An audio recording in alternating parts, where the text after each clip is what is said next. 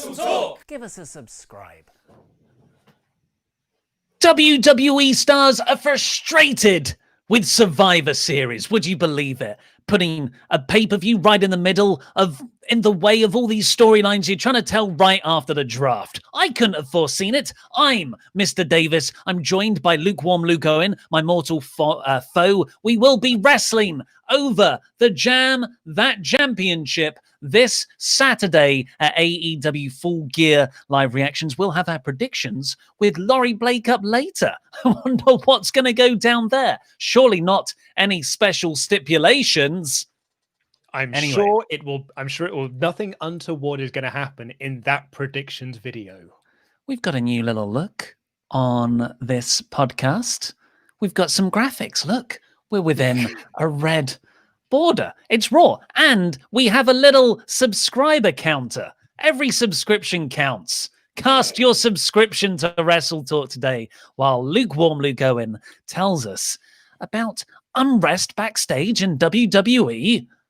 Yeah, I mean, it's something that you and I have been talking about pretty much since we started doing this, that Survivor Series is a hindrance to storytelling in WWE. I know there are people that kind of, they like and they get off on the idea of Raw and SmackDown going head to head in direct competition and these dream matches that we have pretty much always seen.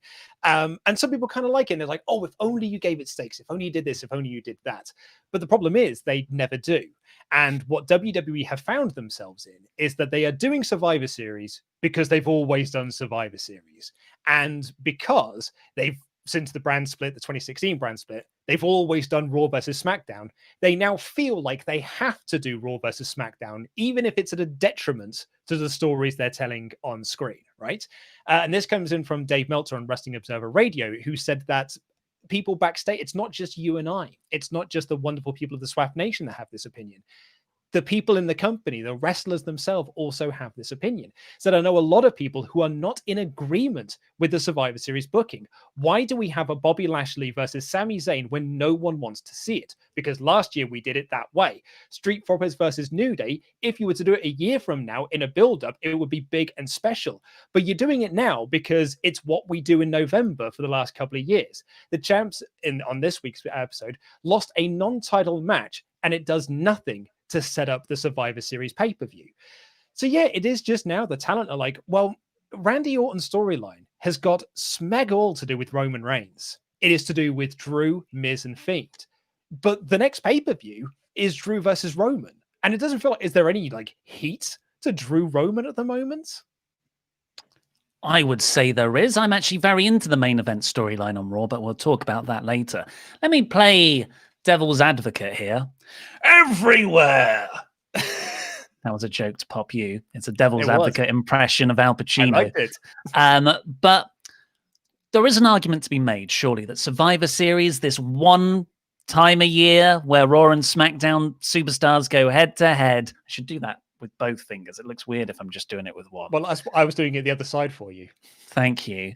It's like a little special attraction thing where you get all these dream matches of interbrand crossovers, and those other feuds can just continue on TV and will conclude at TLC. They'll just have an 8-week-long build, or maybe a title match on free television rather than on pay-per-view. Yeah, and which I kind of agree with in a sense, but I think what Meltzer was saying and what sort of the frustrations are with the talent backstage at the moment is what was on this show that built towards Survivor Series. There was a lot of stuff here that built, Raw storylines to go post Survivor Series, but Survivor Series is basically just in the way. And it is just like, Bobby Lashley just coming out and being like, oi, Sami Zayn, I'm a champion, and so are you. A match. And that's it. But really, the Hurt Business are feuding with New Day, who in themselves are kind of also trying to start a feud with Street Profits over on SmackDown. So it just gets really muddled. And as a lot of people have said, all it needs is if Survivor Series had some stakes, if it had some stakes and weights behind it, then this wouldn't be a problem. But they're doing it now because they feel like they have to do it. Yeah, I think the two problems are that it's so close to the draft that usually is much earlier in the year, and you can make the argument that Raw and SmackDown superstars don't really go head to head that often in this way. But because it was just after the draft, how can you build brand loyalty after 2 weeks on a show? The idea of these interbrand matches is undermined by having so many matches between them in the previous couple of months. But yeah, if there was stakes on the line here, something Royal Rumble based, like the winning team gets the last 5 slots in the Royal Rumble, just an easy one to do there, or they all get championship shots on their respective brands, like the last person surviving gets the top championship, the next 2 get to face the tag team titles. You know, you could work out a structure to it. But because they don't have any of those things, yeah, it is very frustrating. But I don't know if my standards have been lowered. I enjoyed this episode of Raw. And oh, dude, same here. One of the main reasons I enjoyed it was because they were starting new storylines. Like all of the people feuding over Randy Orton's belt and the what was the other good thing? The tag title picture, New Day and the Hurt Business. That's awesome. That was a really fun match as well. You can have those things running concurrently with SmackDown. I think it even adds more to Randy Orton because he's got these 3 guys on Raw he's feuding with, McIntyre, Fiend, and Miz. Oh, and there's also this match against Roman Reigns next, like at Survivor Series. What if the Miz cashes in after that? So I actually, for once, I can't believe I'm saying this, and it could just be because I'm clutching at straws because Raw has been so bad for months. I think the build to Survivor Series and still satisfying your own brand was pretty good. I mean, I think you may be clutching at straws here because, like, I mean, so peeling back the curtain somewhat, the original title for the stream was going to be Best Episode of Raw in months because, like, it has been months since we've had a decent episode of Raw. But I mean, I'm in agreement with Meltzer and the talent backstage that I think Survivor Series is a booking crutch that they are doing out of tradition rather than it being a storytelling. Like, if Survivor Series could be great if it was integrated into the stories themselves as opposed to just being a thing that is happening. Let's see what the super chats have to say. Bacon Rasher, frequent super chatter in. Hi lads. Raw does have some okay storylines, but that's the WWE measuring stick. Survivor Series is just getting in the way. I used to love it and like the NXT stuff 69 years ago. Nice. But it does just get in the way. #jam that jam. Yeah, I think a few people are very upset that there's no NXT involvement in there last year. And I think that, you know, some people have pointed out that, I mean, what does it like? SmackDown have never won a Survivor Series since the brand split. And a couple of years ago, they lost every single match on the brand on Survivor Series, and it didn't mean anything. NXT won last year, and it didn't mean anything. I think NXT not being involved is very important. You know, as a COVID precaution, you want to bubble off, isolate people. So maybe the plan was for NXT to be involved, but this is one of the examples of WWE doing the right thing, I think, if they drop them. Leon Pablo, Survivor Series just needs to refresh its formula. I remember the Deadly Games in '98. Deadly Games! It even has a song, he writes. A lot of people even turn their characters. The event needs that relevancy and chaos.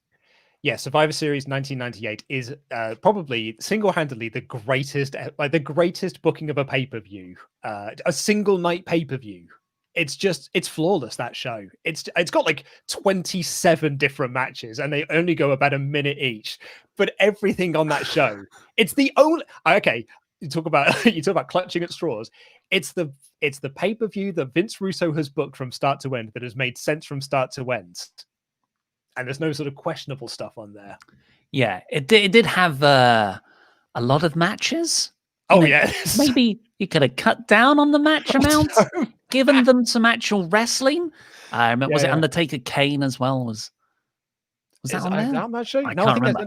Because it's Undertaker. I think everyone thinks it's going to be Undertaker Austin in the final, and it's Rock Mankind. And you think it's going to be, Mankind being the heel, but it's actually the Rock that turns heel, and the Boss Man stuff is great show. Oh, the catching of the nightstick.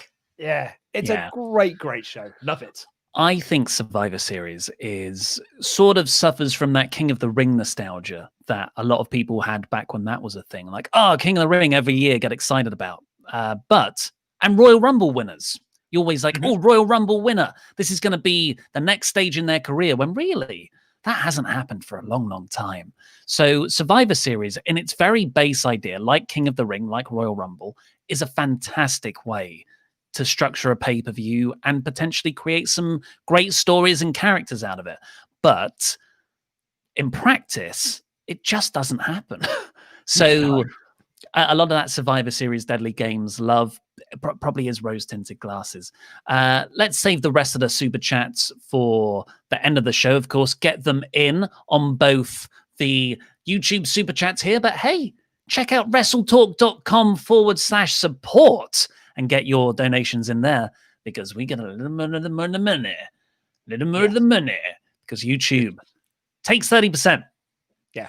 I mean, I think we should just start saying that YouTube take 80% of the super chat revenue going in. You don't want to give YouTube 80% of your money. YouTube comes around to our houses and says they'll knock a cup off the mantelpiece and they'll say, huh, that wouldn't have happened if you paid your 30%. Where else are you gonna go? Where else are you gonna go? And I was like, well, actually, Streamlabs, they do it. So that's that link. You can go, and it helps us support us more. Also, it is AEW Full Gear this Saturday. I am feeling full gear because I am going to win back that championship. I'm going to win back Goldie. You can't hold on to it forever. I'm going to win back Goldie, and I'm going to bring prestige back to this belt, actually wear it on streams, unlike some people who say it's too heavy and have to put it on the floor like a little. I don't put it on the floor. baby. You can't see it. It's got a little throne with cushions. But people can't see that. People can't see the throne. People don't see the prestigiousness of the title because you're hiding it, because you're ashamed of it. I paint a picture in people's heads. Look. Here it is. I just put it on its really nicely on its sofa. I'm like Naito. I know it's going to come back to me. Unbelievable. May as well just throw it. You haven't chipped it, have you? You don't have chips with jam, you fool. So, yes, we will be fighting over this. Has there been a successful retention yet? No, absolutely not. Because I won the inaugural one at All Out. Yeah, by cheating. Yeah. Then you won by cheating. In fairness, Pete gave you duff predictions. That's not my fault. That was what was that? Hell in a Cell? No, the one before. The one that's just Clash gone. of Champions. Clash of Champions. That's it. I won it back at Jam in a Cell and at Full Jam. We're both Sasha Banks. Sasha Jamps. Sasha Jamps. Not you, mate. I am the Sasha Jamp. You are the Sasha. You are the Sasha Jambroni. Get it out. Get that over in the comments, everyone. You stop trying to make Jambroni happen. No one is joining in with you with Jambroni. Hashtag Jambroni. Luke's a Jambroni. Get it up. Get it up in the super chat. Give me a yes, please. Give me a yes, please instead. Don't listen to this idiot. So we will have AEW Full Jam predictions later today. Full Jam? Not Jam Gear. Full Jam. Full Jam. I also agree with Rob here. 80% is outrageous. You're right. You're right. It is outrageous. They threatened my mother. Yeah. They came round to our house and said, oh, he's behind on his super chat revenue split with us. And they scratched her car. Yeah? They said it was an accident, but it was very intimidating. But yes, predictions up later today. Hit the subscribe button so you can get those first. Enable notifications to always on. All that jam, not jazz. And to get on with the full play-by-play Raw review of the show. It opened with sort of what we just covered. This video package that made me go, yeah, that is a good idea. What happens when the apex predator, Randy Orton, just won the WWE Championship, becomes the prey? And yeah, like if that was just the Fiend and Randy Orton is the prey, I'm not so into that. But the idea of having all these other challengers, Drew McIntyre, former champion, Miz, Mr. Money in the Bank, I thought is a really great story to tell as soon as Randy becomes the top dog. And I tell you what I really like about this is that each character has their own motivations here. Randy is this 14-time champion. He wants to be a legend. He is almost like he's almost self-conscious of the fact that he is not considered a legend. So he's always talking down legends and be like, no, I'm the real legend here. Drew McIntyre wants to win back his title. He believes in this title. He believes in being the champion and wants to win that back. The Miz does it for Miz stuff because he is the Miz and he's awesome. He wants to have the belt. He's got the money in the bank to get that. And the Fiend is about revenge. The Fiend is about this PTSD style revenge that he cannot let go of. It's really, for the Fiend, I don't think that it's about the title. It's just about getting revenge on Orton. So Orton is kind of facing this from all sides, and it's really interesting. And I really enjoyed this video package, and I loved this opening segment because Orton comes out, cuts your standard Randy Orton promo. Alexa Bliss comes out to, basically say like, he's here. And then the siren goes off. Drew lays out Orton with a Claymore. The Miz runs down to cash in, and Drew stops the Miz from cashing in, being like, no, you're not going to be the one to beat him. I'm going to be the one to beat him. I thought it was actually a really, really great segment. I really enjoyed this opening of Raw. Yeah, and it's the perfect way to book Miz as Money in the Bank. Like, you're not going to make him credible in the space of a couple of weeks, yeah. But as this sort of annoying gnat in the background that could very realistically grab the title, I think it's great. Also, just as, I really, really, really like this. And I like the main event stuff too, which sort of bookended this for the show. The Randy Orton name dropped two specific legends in his promo, saying he was better than all these people. And then he said the Undertaker, he said the Edge, he said U2 guitarist, the Edge. He said Edge, he said the Undertaker, and he said John Cena. And of course, Edge is the plan to face at WrestleMania, apparently, for the WWE title. But Undertaker's got to be back for his 30th anniversary celebrations at Survivor Series. And I wouldn't be surprised for John Cena to pop up as well. I think those are some big matches that could potentially happen in the next year period. Well, we know what the Undertaker's match is. It's against that pumpkin that he, the Scarecrow man that he beat up on Jimmy Fallon. He's gonna beat up Finn Balor. The Pumpkin King. The Pumpkin King, Finn Balor, is going to beat him up. So we know that's for the Undertaker's match. I could definitely see them. Maybe like the Royal Rumble doing Randy Orton, John Cena for the WWE Championship. It really is Mr. Davis booking a wrestling pay-per-view in 2021. Somehow you're champion, folks. Somehow you're champion. You know what? I saw quite a few people saying #Jambroni in the chat. Maybe this isn't a sign of disrespect. Maybe it's a sign of ownership. Can I hear it from my Jambronis? Who's a Jambroni? You're all Jambronis. And No, Jambroni. After that, we got Elias versus Jeff Hardy in a guitar on a pole match. Haven't had one of these since, do you know when? What, when was the last time we had an on a pole match? A guitar on a pole match. I'm going to assume it was an Elias match. Or was it? No, was it with Jarrett? Was that the one with, like, it was feuding with Jarrett and Road Dogg? No, yeah, it was Jason Jordan was the last one I could find. Do you remember when they had that feud for a hot second? No, absolutely. Yeah, it was like it was a whole thing on a whole pay-per-view where Elias was playing a double bass or something, and Jason Jordan attacked him. Yeah, maybe I think I might remember. Look, only Jambronis remember this sort of stuff. The 90s kid thing. So this was quite surprisingly, considering those reports that Elias was going to be pushed as a main eventer on Raw. It was a decisive, clean win for Jeff Hardy after he'd already beaten, Elias the last couple of weeks for their 3-week feud. It's the classic 3-week push. Jeff wins. He unhooks the guitar, smashes it on Elias's back, and beats him. I mean, you say that he smashed it on his back. But the guitar didn't break. This was, as Matthew put it up on Twitter, I am the guitar. Like he just hit him on the back with his guitar and it just didn't break at all, which must have sucked for Elias. Yeah, and then he just pinned him. It went about 90 seconds. It wasn't much of a match. It's like 3 minutes maybe. Yeah, so no Elias from here on out. What do you think? Oh, Moves on. Does this feud continue? I think, well, this feud is way continuing into TLC. Like the guitar will be hanging above the ring in a ladder match or something. I hope this feud will continue until Mania. What are you talking about?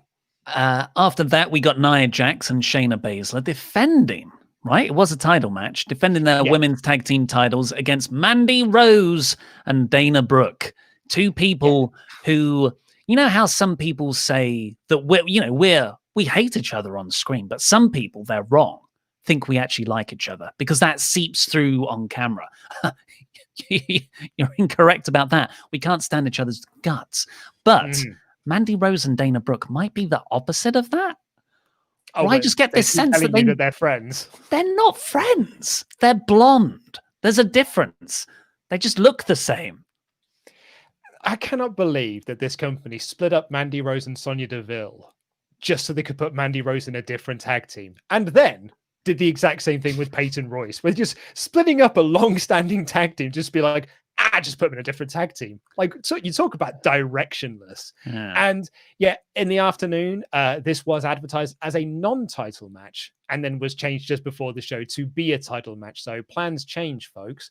And Jackson Baszler won. So there's your top tag team contenders, just beaten in a couple of minutes. Well, Lacey Evans and Peyton Royce, surely, are the top title contenders. But yeah, they're all on Team Raw together. Lana comes out, gets on the apron, tries to distract Nia Jax to get some revenge for all those table spots, but she accidentally costs, really, Brooke and Rose the match because Dana Brooke had Shayna rolled up, I believe, but the referee missed it, and then Baszler and Jax won. But yeah, over very quickly again. Yeah, there was not a lot of wrestling in this first hour. I mean, there was a lot of wrestling, just not a lot of it was given time. Yeah. Charlie Caruso spoke to Randy Orton backstage, who said the name of his finisher. Then we got R-Truth taking on Bobby Lashley. R-Truth thought he was wrestling a different Bobby. I think a sports star Bobby. No, it's from the Waterboy. Oh, was that what it was? Yeah. That's why he was going to sign the... Yeah, it's Adam Sandler's character from the Waterboy. Yeah. Well, okay. I didn't get that, but I appreciate that more now. Well, that might be because the movie is 22 years old and this company wonders why it cannot get a hold of a new demographic of this young Why can't we target the new demographic? Why aren't they watching this show? Maybe it's because we're referencing movies that are 22 years old. I was able to correctly get Big Show's character name in that movie on Quizzlemania last week, but I didn't pick up on this. So that's WWE's fault. But Bobby Lashley came down, didn't have any time for these comedy shenanigans, beat up R-Truth, pinned him, and then Drew Gulak came down to win the 24/7 title. But Bobby beat him up too, made him pass out in the Lashley lock, and for good measure, draped Drew over Truth, making a 24/7 title change. Nothing. Got nothing to add. Over in seconds. So that first hour, 3 matches, under 10 minutes of actual in-ring wrestling time. Lucha House Party saw that huge guy backstage. He's a big lad. Nia Jax told Not Renee Young that she's going to end Lana's career for later. And then I actually thought Raw was a really good 2-hour show from this point onward. 100%, because this is where the show actually got good, because I really enjoyed this next segment as well. And what was it building? Well, the 5-on-5 match doesn't that's different to just these because these lads are feuding with SmackDown, so this one works. But Lashley Sammy doesn't work, Randy Roman doesn't work, the tag match doesn't work. I mean, was there any build for Asuka Banks on this show? Where was Asuka on this show? Oh, apparently Mia Yim's going after her. That's the actual feud they're building on Raw, is Retribution are going after the titles in a seizure match. It'll be fun. Wasn't a seizure. It wasn't a seizure.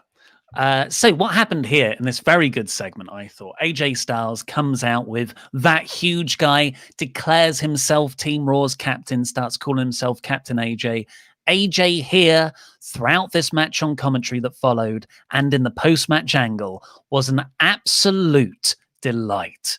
He has somehow managed to become more stupidly heelish. I loved it. I love AJ Styles. God, that man's talented.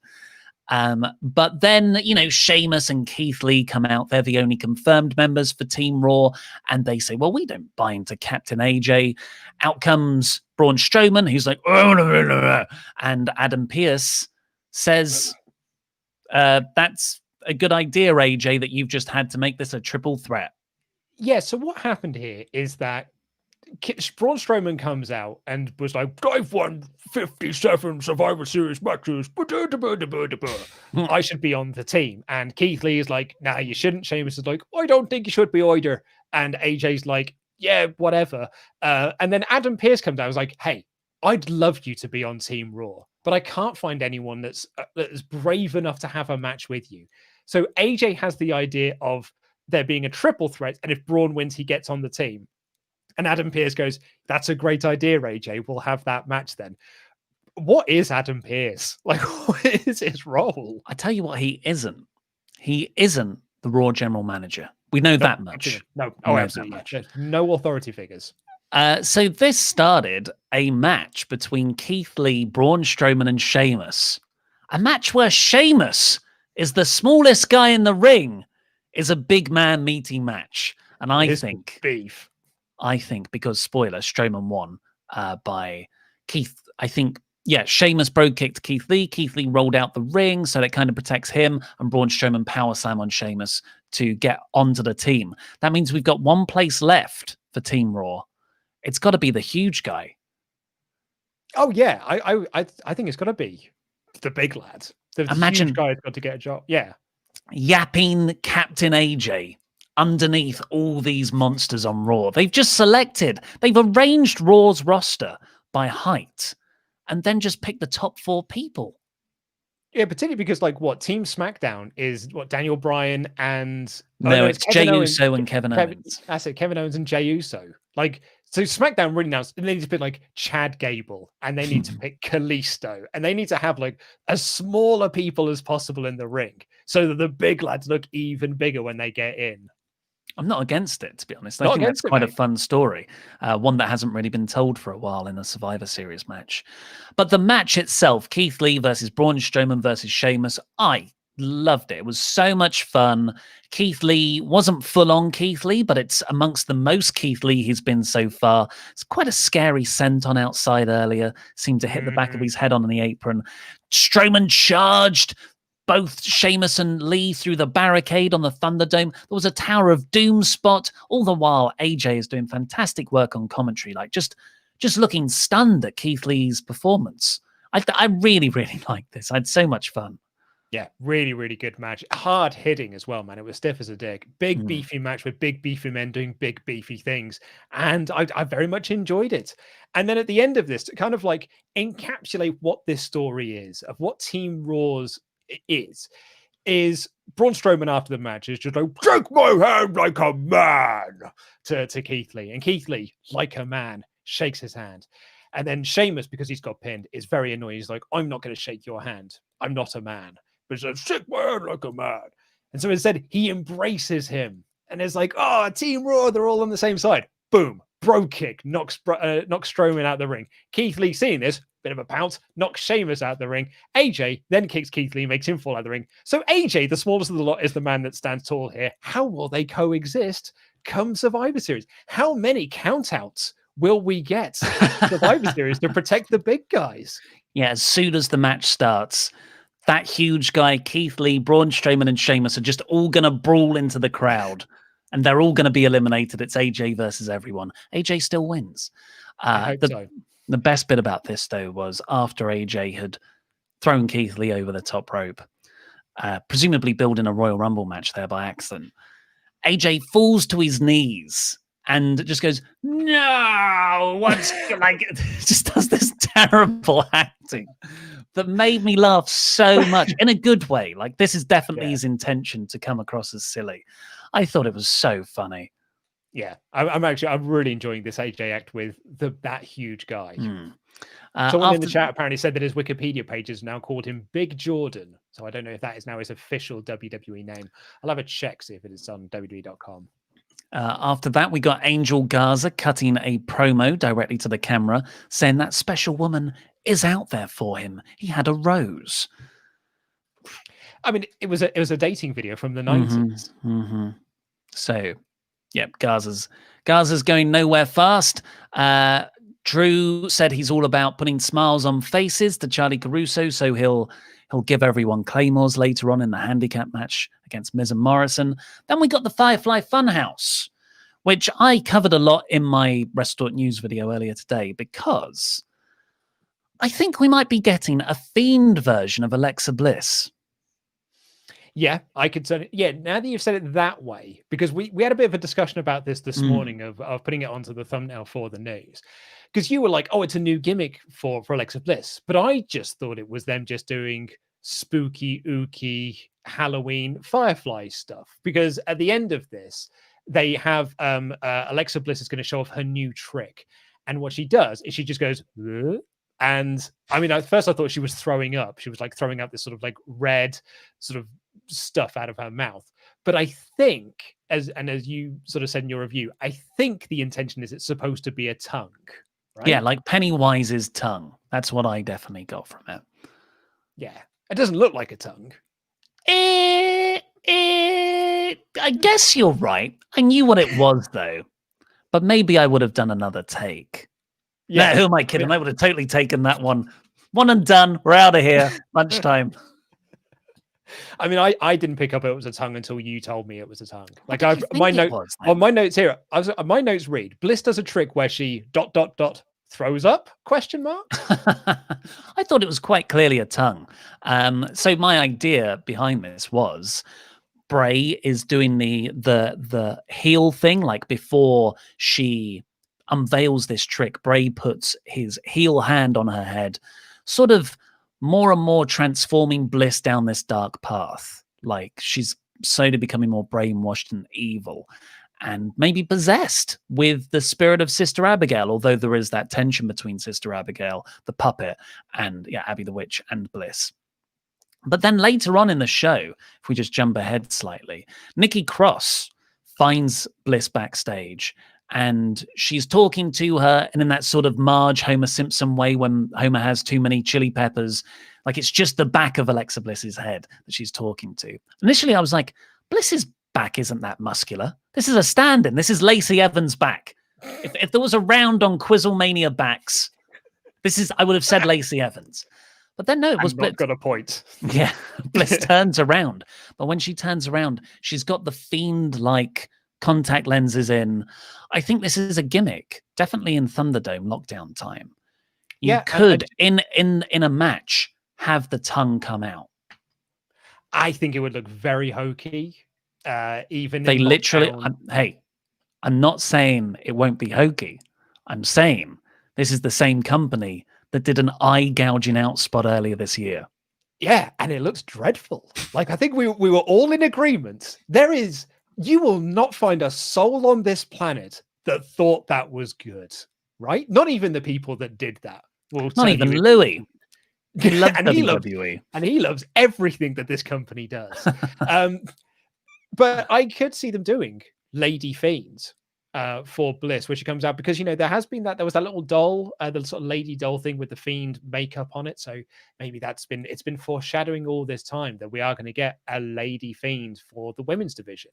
Another crutch for the women's division where they've got another character that it's difficult to book matches around. Oh, that's exactly. Yeah, I was thinking, well, Alexa Bliss like that versus Asuka. Oh, it's suddenly there's a proper challenger there on Raw. Sucks for Naomi. I don't know where she's going to factor into things. But then I was like, oh, no, wait. The Fiend doesn't have good matches. That's the whole problem.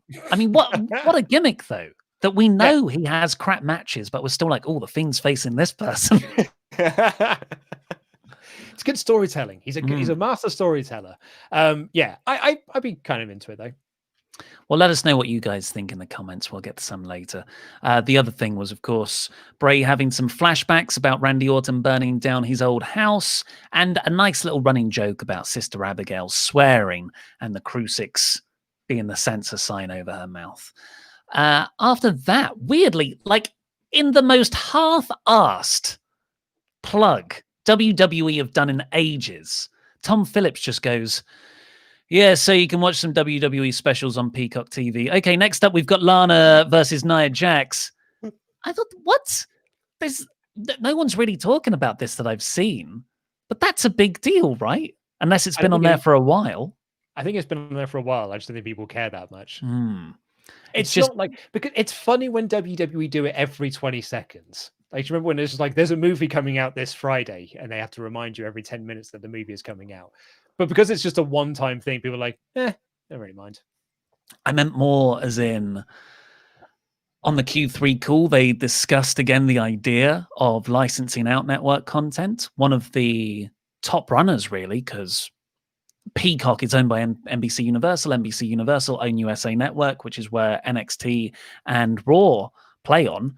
Maybe they're talking about buying a takeover or buying a pay-per-view to go on their streaming service. Yeah, could be. That was could go onto Hulu, could be on Netflix because they've got the Vince McMahon documentary deal. I think there's a lot of clearly, they said in the quarter three report that they are talking to a lot of potential partners. After that, we got Lana versus Nia Jax, but not before an inset promo from Luke's favorite new tag team. Oh my God. Someone said to me when I went off on Royce being put into a tag team with Lacey Evans, someone said to me, "You idiot. They're not a tag team. They were just put together for that one show." And here we are 2 weeks later. They're a smegging tag team just doing a promo together in a dead division that no one gives an F about. Why split up the Iconics to do this? What was the point of all of that? Like, because now Peyton Royce is just in another team. That's the Iconics again. Sorry, yes. The problem is Billie Kay wasn't blonde. But Lacey Evans is blonde and has the back of Alexa Bliss, which could be really useful down the line for a sort of Bella Twins kind of switch out bit. I guess. Although Peyton Royce, I don't believe, is a natural blonde. I think she has dyed her hair blonde. She's trying to get that push. Is that what it is? I mean, reportedly, Vince McMahon is high on her backstage. So kiss of death. I believe it. Like Matt Riddle, he's high on him backstage as well. It wasn't on TV this week. So high, he's not got his first name anymore. Anyway, that was a little inset promo. They really are just doing the Iconics act, which is just but less good, right? It's a crap version of the Iconics. You've taken this great tag team and done a rubbish version of it. Good job. Then we got Lana versus Nia Jax, which was, I thought now might be the time Lana gets one up on Nia Jax, but no, Nia put Lana through the announcer's table after beating her very quickly. Yeah, so I thought, because a lot of the spots in this were Nia Jax hitting a big move, going to pin Lana, and then taking her off the mat, like in that Undertaker "I'm gonna school you" kind of way. Shout out to the Attitude Era podcast. So I thought, okay, and then Lana gets like the roll up pin. Nia Jax gets angry and puts her through the table. Nope, Jax just won and then put her through the table. So I don't know if you can say that Lana is getting a push, because apparently, like, they consider her one of the best, like, top baby faces in the women's division on Raw, and she's in line for a big push. But I don't think you can say that she is currently getting that push.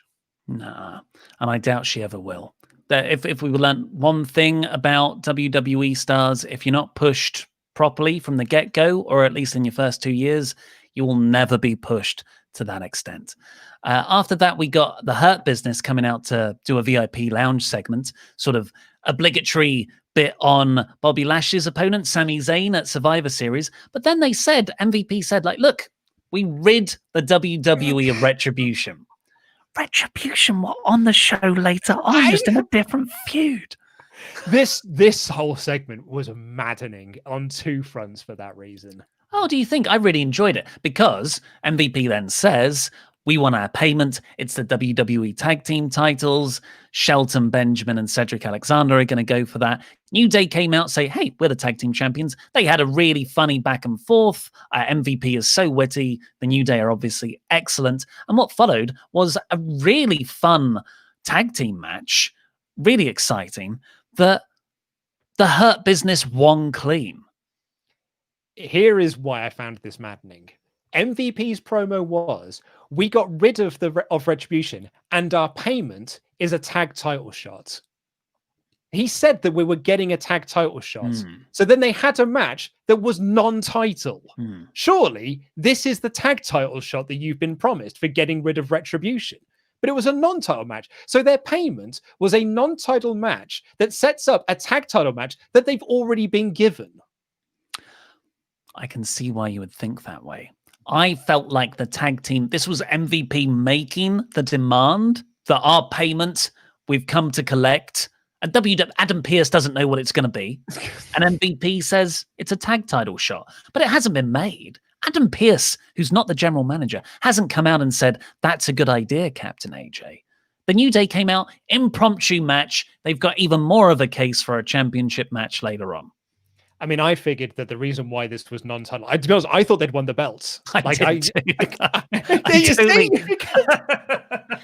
because the promo said it's a tag. You can't just hold up the belt every time you're wrong. MVP's promo was, we're getting a tag title shot. So I thought they'd won the belts, but they haven't. It was a non-title match. I figured afterwards that it was retroactively not a tag title match because they actually haven't rid of Retribution. They've just pushed Retribution into an even lower level feud than what they currently were. Hey, that's a main event feud. Main event, the show. But yeah, I thought this was really good. It made me forget, but remember that Shelton Benjamin was one half of one of the best indie tag teams of the last decade, world's greatest tag team with Charlie Haas. And I thought, oh my God, Shelton Benjamin in a tag team with Cedric Alexander. This could be great. Cedric working with Kofi was absolutely magic. Yes. It was yes. To anyone in the comments who may say, but Davis, the world's greatest tag team, was a WWE act. They were also a Ring of Honor act as well. Yes. They reunited in Ring of Honor. And they were amazing there. So much better. So much better than their WWE run, which actually was also very, very good. But yeah, I thought this was a fun little match. I just thought it was a tag title match. And it wasn't. Don't know why you thought that. After that, we got Nikki Cross finding Alexa backstage. Already talked about that. Then we got that main event match, Ricochet versus Tucker. Dude, it's okay because Tucker's just turned heel. He's just got a brand new look. Clearly, they've got plans for this, lads. People aren't sure what brand he's on, but he's feuding with Otis that's not on this brand anymore. Surely this heel turn is leading to big things, right? So Ricochet beat him in 30 seconds with change. Yeah. And then Ricochet stood up. Ali walked down to observe all of this. And then Ali signaled for Retribution to jump over the stands. And then Retribution beat up Tucker and Ricochet. They look so lame doing it. Not just the camera work, but there was this bit where they all walked around Ricochet. And I was just like, man, the buried are burying the buried. Like, what is this? I think it's now time that we just stop paying attention to them on Twitter, because I think people get really excited when Dijak or Dio or Ali put up these. This is what Retribution are going to do this week. This is the ship of change, blah, blah, blah, because it's all balderdash. It's all absolute. It's the wrestlers trying to make the best of a bad situation. Unfortunately, this company does not give an F about this team. And it now looks like Retribution couldn't beat the Hurt Business, so we're now going after Ricochet, who everyone apart from Tucker beats. It just makes them look so utterly crap and rubbish. They are 0-4. It's a disastrous tag team, a disastrous unit. Yeah. For what we always say, like the best wrestling segments get everyone involved more over than when the segment began. And this was the complete opposite of that, in that Everyone was so much far less important than when they started.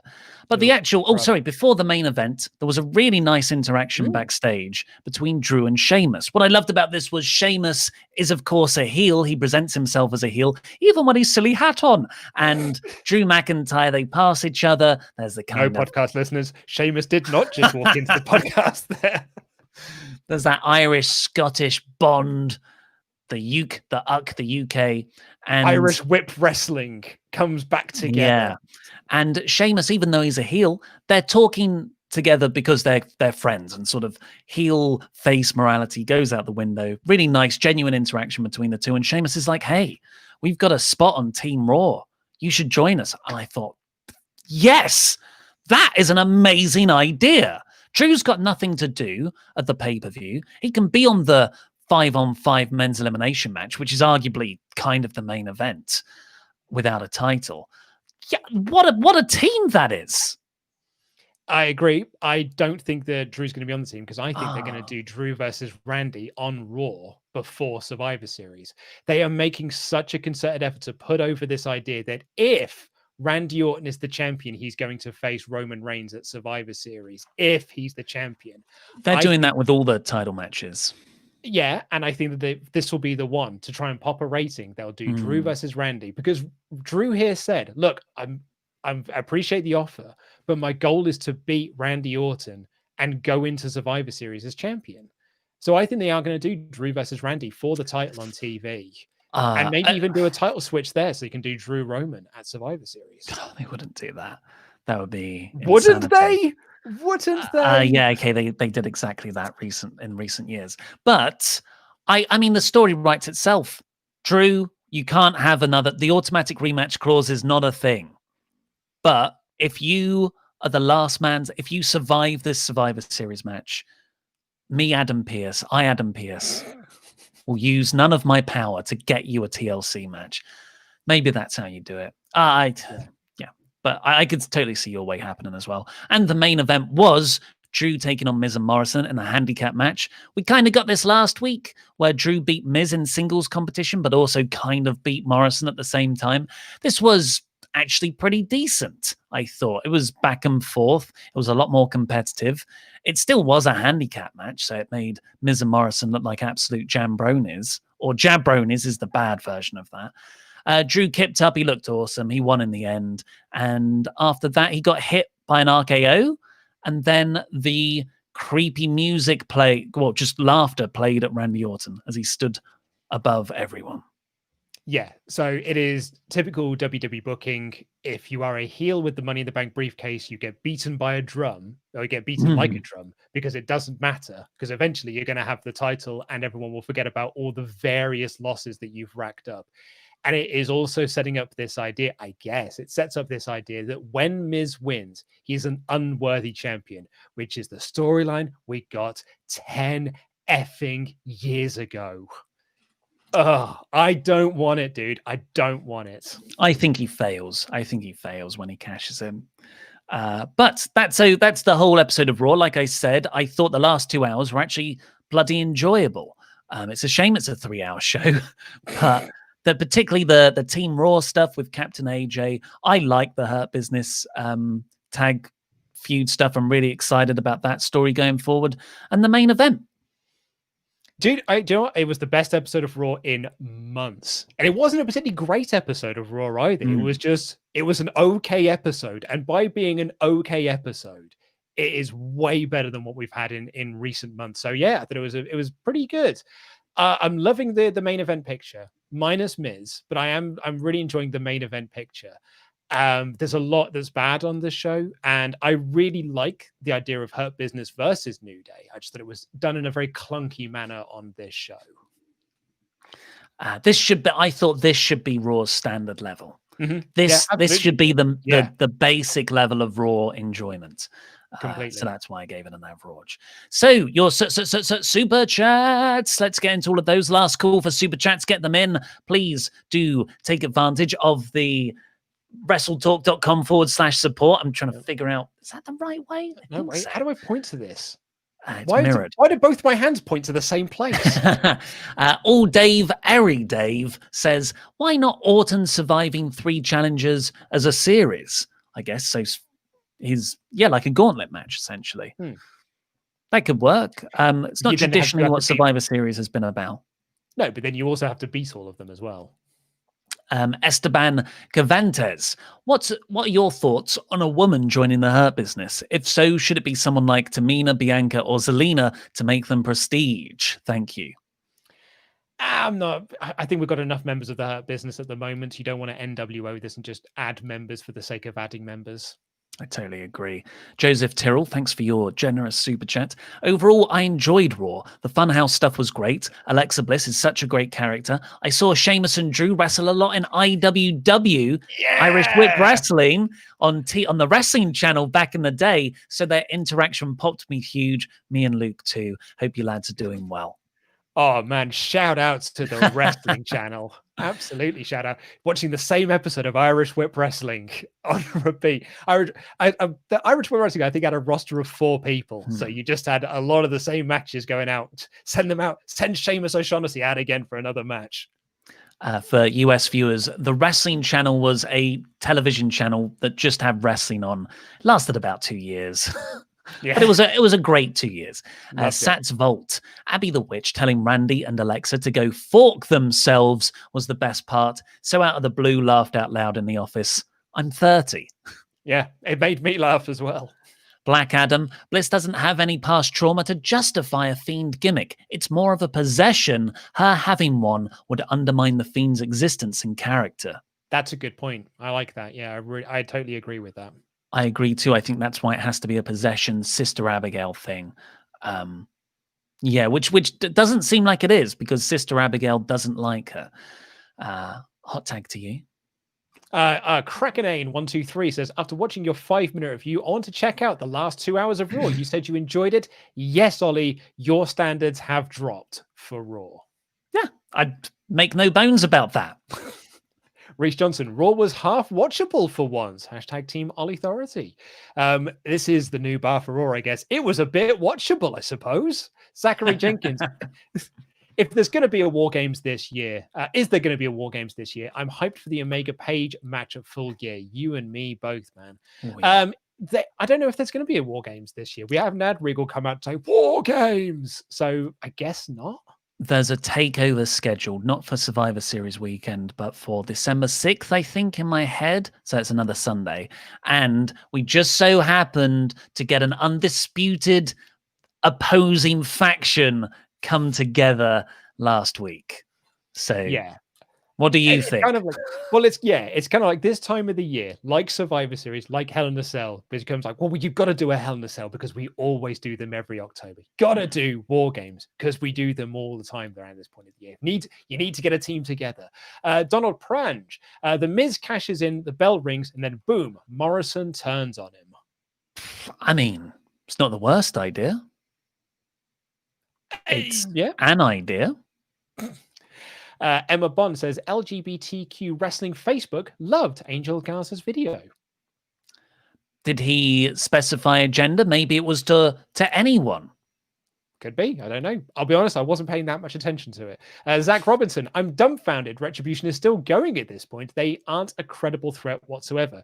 If you could rebook them from this point until Mania, how would you get their heat back? Also, how many rounds are there, Ollie?